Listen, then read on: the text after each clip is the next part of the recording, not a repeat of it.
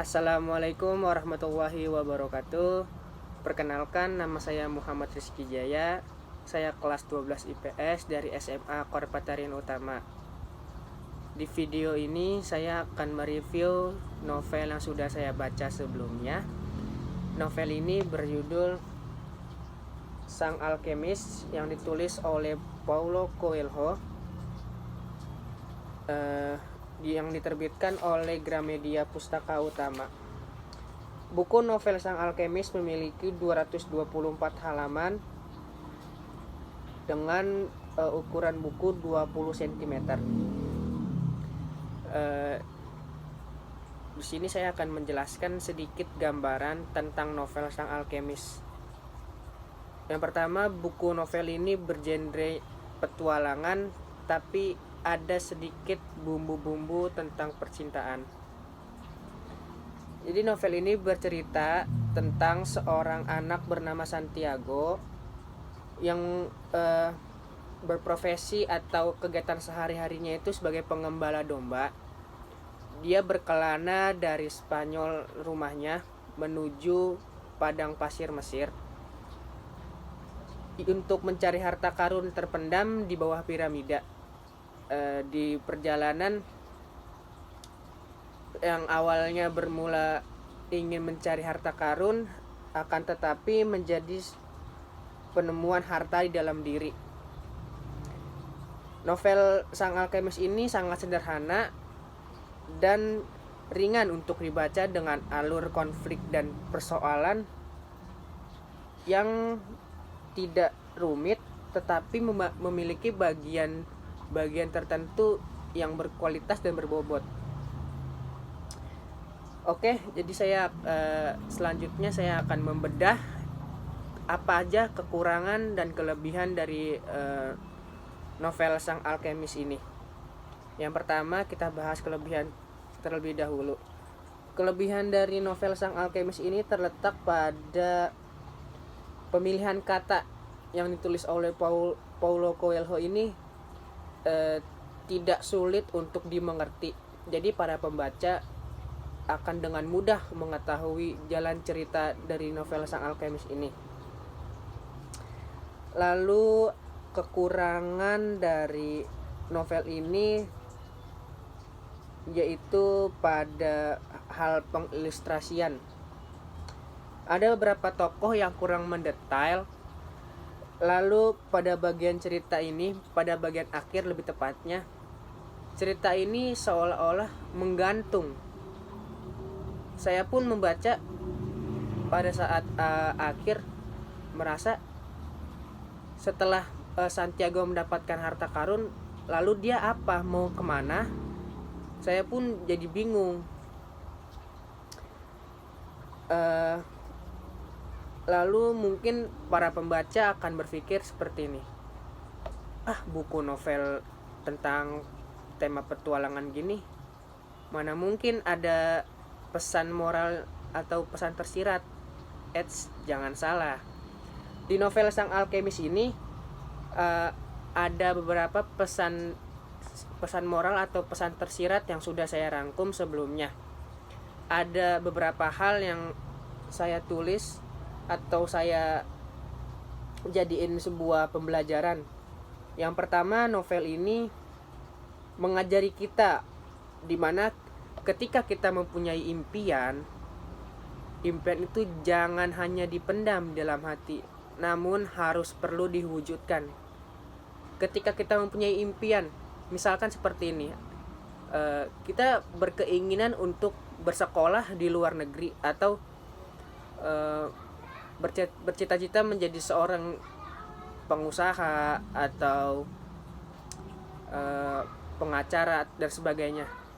Kalau kita diam saja, tidak ada usaha, akankah kemauan atau impian tersebut akan menjadi hasil yang manis? Tentu saja tidak. Orang-orang di luar sana yang sukses, sebelum mereka sukses seperti sekarang itu, memiliki fase yang sulit, memiliki jalan yang berliku, memiliki bahkan mereka mengorbankan waktu mereka untuk belajar, mengorbankan keluarga mereka jauh dari orang tua. Tujuan mereka hanya satu, untuk mewujudkan cita-cita dan impian mereka. Jadi ini jadi bahan bahan pembelajaran buat saya sendiri. Saya pun juga memiliki banyak sekali impian yang belum terwujud. Ketika saya membaca buku novel ini, saya sadar seperti, oh iya, ternyata benar, seorang anak penggembala domba saja bisa mewujudkan impiannya. Kenapa saya tidak bisa? Seperti itu kurang lebihnya. Lalu yang kedua, perubahan itu selalu hadir.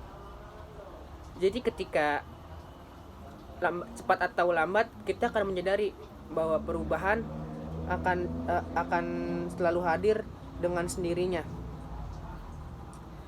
Mengikhlaskan perubahan dan membuat kita tergeser keluar dari zona yang selama ini kita anggap zona nyaman. Ya, jadi ketika anggaplah seperti ini ya. Ketika kita ingin bersekolah di luar negeri, tetapi kita lebih berpikir gini, malas berkuliah di luar negeri, kita harus pakai bahasa Inggris, harus bagaimana adaptasinya, lebih baik kuliah di Indonesia saja. Itu tidak akan membuat kita lebih maju ke depannya. Kita hanya terjebak di zona nyaman kita tersendiri. Itu juga membuat orang-orang atau pelajar seperti kita jarang atau sedikit yang berkuliah di luar negeri. Padahal ketika kita ingin melangkah maju, menghasilkan sebuah karya, itu akan berguna bagi keluarga, teman, bahkan orang-orang lain. Lalu pesan yang terakhir dari novel ini yang saya jadiin bahan pembelajaran, yaitu adalah walaupun kita berbeda, tetapi kita tetap satu. Maksudnya seperti ini, di zaman sekarang ini mungkin rasis sudah sedikit terkendali, namun ada beberapa rasis masih dianggap wajar. Di novel ini bercerita tentang seorang anak bernama Santiago. Ia dibesarkan oleh keluarganya yang Katolik. Lalu ia bertemu dengan seorang gadis Muslim yang tinggal di gurun bernama Fatimah. Intinya seperti ini, walaupun kita berbeda kulit, berbeda agama, berbeda latar belakang, akan tetapi tidak ada peraturan bahwa yang agama Katolik berteman hanya agama Katolik, yang Muslim berteman dengan orang Muslim, orang berkulit putih hanya boleh berteman dengan orang kulit putih, orang berkulit hitam hanya boleh berteman dengan kulit hitam. Tidak ada peraturan yang menjelaskan hal seperti itu. Kita ini hidup bertetangga, atau maksudnya banyak agama, suku, budaya, ras di mana-mana di Indonesia. Saya pun memiliki teman yang berbeda agama, akan tetapi kita tuh tetap rukun, tetap menjalankan sesuai dengan agama masing-masing. Tidak ada yang namanya minder atau menjauhi karena beda agama. Tidak ada yang seperti itu. Mungkin hanya itu yang bisa saya sampaikan mengenai isi dari novel Sang Alkemis ini. Jika kalian tertarik ingin membeli novel Sang Alkemis, bisa dibeli di toko buku terdekat atau di e-commerce.